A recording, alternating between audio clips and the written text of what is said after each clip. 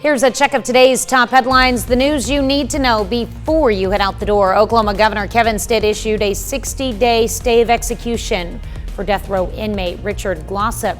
Motel manager was convicted of murder in the 1997 death of his boss.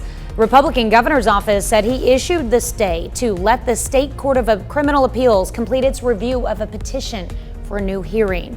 This is the fourth time Glossip has had an execution date stayed or reprieved. He's been served his last meal 3 separate times, once when he was moments away from being put to death. More than 60 Oklahoma lawmakers have signed a request for an evidentiary hearing into new evidence in the case.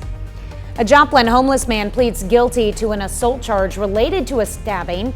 Authorities say in July of last year, 33-year-old Joe Guevara stabbed someone multiple times in Ewart Park.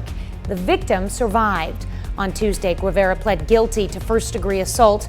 He is sentenced to 11 years in prison. And authorities in Caney, Kansas, charge an Anderson, Missouri man with several crimes. On Monday, officers pulled over a vehicle for equipment violations.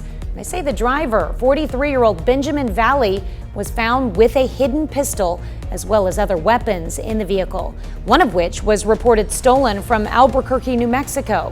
Police also found drugs. Valley was arrested and charged with possession of stolen property, criminal use of a weapon, possession of a controlled substance, and possession of drug paraphernalia.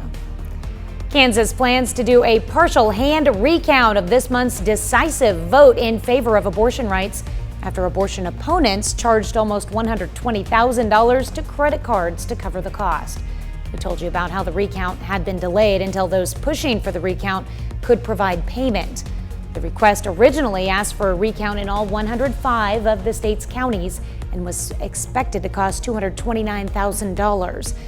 And now abortion opponents decided to recount votes in only 9 counties, though those counties account for more than half of the votes cast on August 2nd. However, the recount is highly unlikely to change the results. That's a check of today's top headlines, the news you need to know before you head out the door.